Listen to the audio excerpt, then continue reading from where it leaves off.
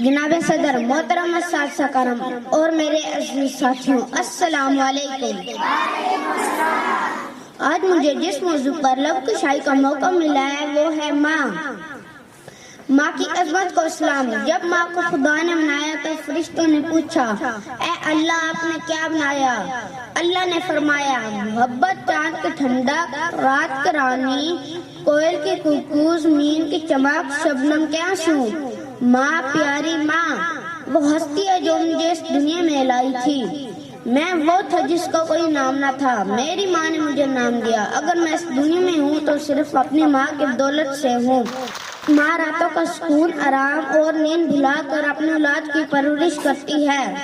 ماں خود بھوکی رہ جائے گی مگر اپنی اولاد کو ضرور کھلائے گی۔ جس نے اپنی ماں کا خیال رکھا اس نے جنت حاصل کی۔